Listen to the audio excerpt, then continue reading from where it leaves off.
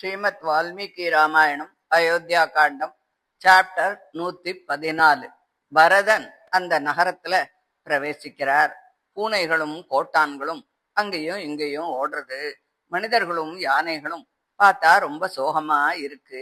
கிருஷ்ணபட்சத்துல பிரகாசம் இல்லாமல் இருக்கக்கூடிய இருண்டு போன ராத்திரிய போலவும், சந்திரனுக்கு பிரிய பாரியையாகி அபார காந்தியுடன் பிரகாசிக்கும் ரோகிணி தேவி குரூர கிரகத்தால் பிடிக்கப்பட்டது போலவும், கோடை காலத்துல மலை அருவிகள் எல்லாம் ஜலங்கள்லாம் வத்தி போய் கலங்கி போய் அதுல இருக்கும் மீன்களும் முதலைகளும் ரொம்ப மெலிந்து போய் அதன் கரையில் இருக்கும் பட்சிகள் வெய்யலால வாடி தவிக்கிறது போலவும், யாகத்தில் அக்னி ஜுவாலையானது முதலில் புகையில்லாமல் தங்க வர்ணமாக கொழுந்து விட்டு எரிந்து பிறகு தயிர் முதலிய ஹவிஸ்களால் மூடப்பட்டு முடிவில் அணைந்து போனது போலவும், பெரிய யுத்தத்தில் ஒரு சைன்யம் சத்துருக்களால் முறியெடுக்கப்பட்டு யானைகளும் குதிரைகளும் வீரர்களும் காயப்பட்டு கவசங்கள்லாம் பிளந்து ரதங்களும் வாகனங்களும் பொடி பொடியாகி தவிக்கிறத போலவும், சமுத்திரங்கள் அலையோட பொங்கி ஒன்றோடு ஒன்று மோதி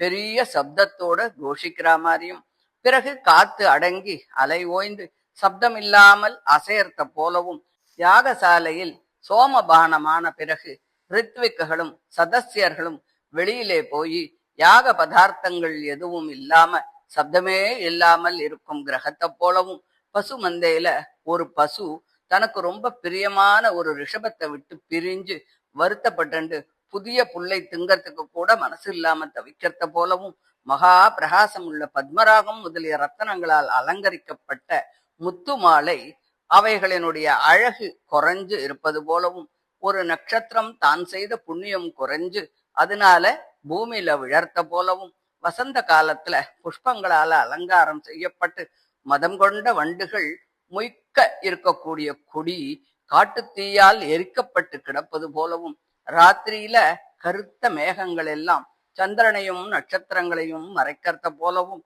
மேலே கூரை இல்லாமல் அசுத்தமான சாராய கடையில பாத்திரங்கள்லாம் உடைஞ்சு சிதறி குடிக்கிறவாள்லாம் இறந்து தரை பாலம் பாலமா வெடிச்சு பானங்கள்லாம் பூமியில பெருகி ஓடுறது போலவும், நீர்த்தொட்டியின் கரை இடிந்து நீர் தாரையா கொட்டி குடிப்பவர்கள் இல்லாமல் கிடக்கிறத போலவும், சிரேஷ்டமான வில் பூட்டப்பட்ட நான் கயிறு சத்ருவின் பானங்களால் துண்டு துண்டாக அறுபட்டு பூமியில் கிடக்கிறத போலவும், மகா பராக்கிரமம் உள்ள யுத்த வீரனால் அதிவேகமாக நடத்தப்பட்ட உத்தம ஜாதி குதிரை சத்ருவால் கொல்லப்பட்டு யுத்தத்திற்கு போக யோக்கியமில்லாமல் ஆபரணங்கள் 4 புறத்திலும் சிதறி பூமியில கிடக்கிறத போலவும், பெரிய மீன்களும் ஆமைகளும் ஆனந்தமாக விளையாடும் நீரோடை ஜலம் வெற்றி கரைகள் இடிந்து புஷ்பங்கள்லாம் வாடி கிடக்கிறத போலவும், சந்தோஷமற்ற புருஷனுடைய தேகம் ஆபரணங்கள் எதுவும் இல்லாமல் சந்தன பூச்சுக்கள் இவைகளால் அலங்கரிக்கப்படாமல்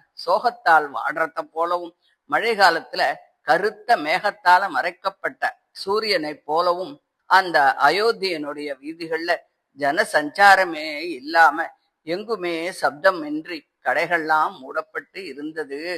அதை பார்த்து பரதன் ரதத்தில் இருந்தபடியே, சுமந்திரரே, இந்த நகரத்தில் எப்பொழுதும் போல கீத வாத்தியங்களின் சப்தம் கம்பீரமா கேட்கலையே, என்ன கஷ்டம்? உத்தமமான பானங்களின் வாசனையும் அகில் சந்தனம் முதலிய பரிமள திரவியங்களின் வாசனையும் காத்துல வீசலையே.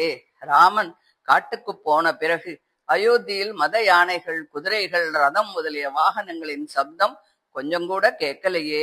எவ்வன புருஷர்கள் முன்போல பரிமள வஸ்துக்களையும் மாலைகளையும் உபயோகிக்கலையே. அழகா அலங்காரம் பண்ணிட்டு வெளியில வேடிக்கையா போகலையே. உற்சவங்களை எல்லாம் காணோமே. ராமனுக்கு நேர்ந்த கஷ்டத்தால் இந்த நகரம் முழுதும் வருத்தப்படுறதே. அயோத்தியின் அழகும் காந்தியும் என் அண்ணனுடன் போயிடுத்தா.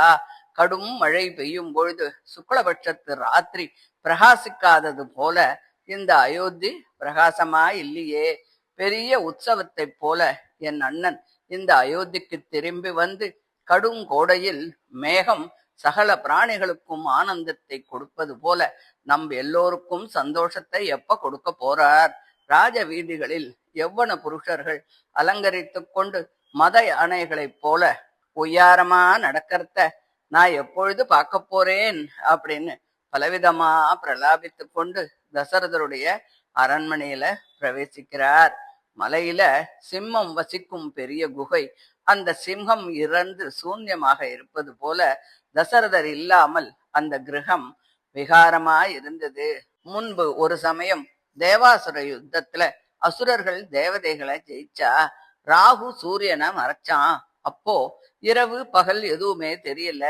பிரம்மாவின் உத்தரவுப்படி அத்ரி மகரிஷி தன் தேஜசால தானே சூரியனாகி 7 நாள் வரைக்கும் இந்த ஜகத்தை ரட்சித்தார்.